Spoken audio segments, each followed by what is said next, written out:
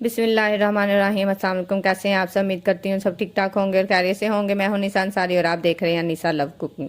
निसा love cooking में आज हम लोग बनाएंगे बहुत ही धमाकेदार मलाई सीख कबाब ग्रेवी, जो बहुत ही सिंपल और बहुत ही मज़े का इसका टेस्ट था। इसको बनाने के लिए सबसे पहले आप लोगों को चाहिए चिकन। ये आप लोग शॉप से ही मतलब बारीक कट करवा सकते हैं या इसको आप लोग वैसे पीसीज में।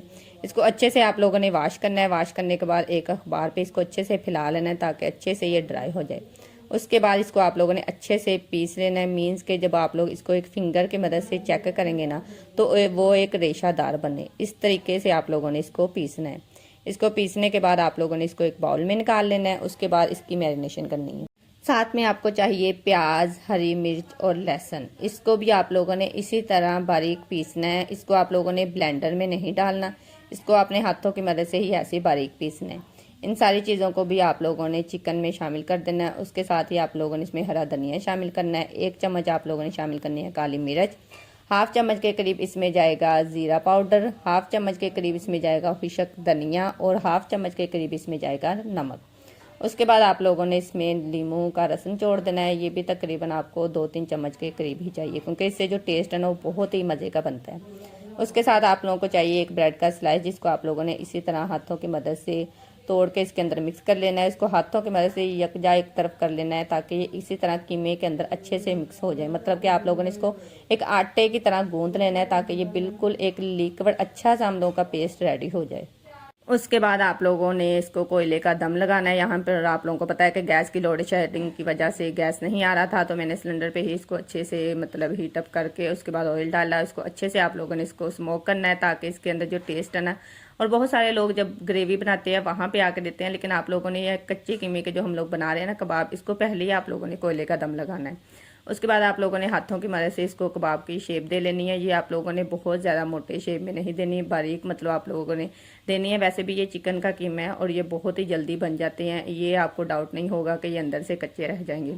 उसके बाद आप लोगों ने कुछ देर के लिए इसको फ्रिज में रख देना, अच्छे से रेस्ट देना है। उसके बाद आप लोगों को चाहिए एक अदद पैन, जिसमें आप लोगों ने ऑयल डालना है। इसको अच्छे से गर्म करना है। उसके ऊपर आप लोगों ने एक एक कबाब को एक साइड से अच्छे सा कलर आने तक फ्राई करना है। जब एक तरफ से अच्छा सा कलर आ जाएगा फिर आप लोगों ने इसकी साइड चेंज करनी है और इसको आप लोगों ने हल्की आंच पे ही बनाना है। इससे ये होगा कि इसका कलर भी बहुत खूबसूरत आएगा और अंदर से ये बिल्कुल अच्छी तरह से पक जाएंगे।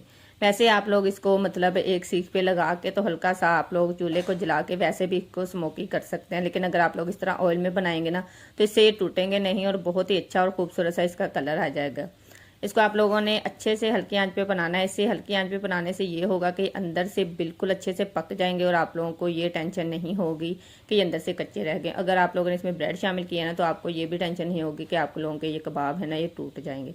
तो देखिए हमारे कबाब का कितना खूबसूरत सा कलर आ चुका है। दूसरी साइड पर हम लोगों ने उसी पैन में थोड़ा सा और ऑयल शामिल करना है। उसमें आप लोगों ने प्याज डालने हैं। प्याज को आप लोगों ने अच्छे से ब्राउन कर लेना है, मतलब कि बहुत ज़्यादा डार्क कलर इसका नहीं देना।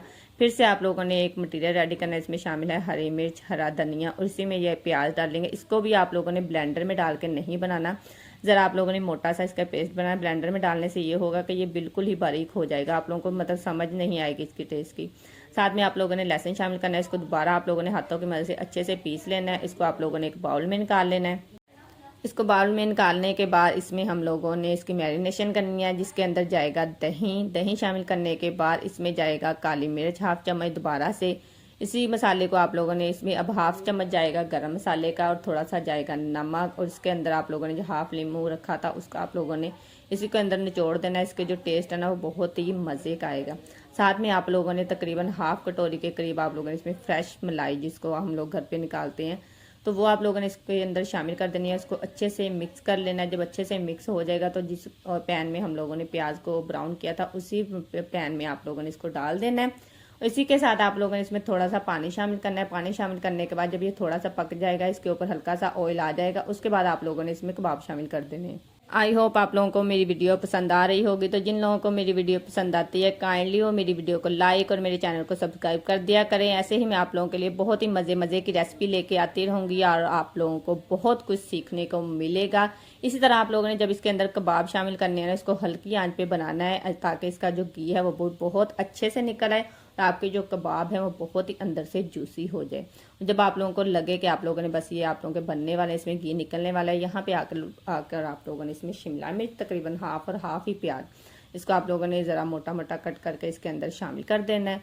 तो लीजिए जी, हमारे जो कबाब हैं वो देख के इसकी लुक माशाल्लाह से कितनी प्यारी है। और यहाँ से हमारा मलाई सीख कबाब ग्रेवी रेडी हो चुका है। इसको हम लोगों ने नान और रायते के साथ अफ्तारी में खाया था, तो मेरी फैमिली ने तो ये बहुत ही ज़्यादा पसंद किया था।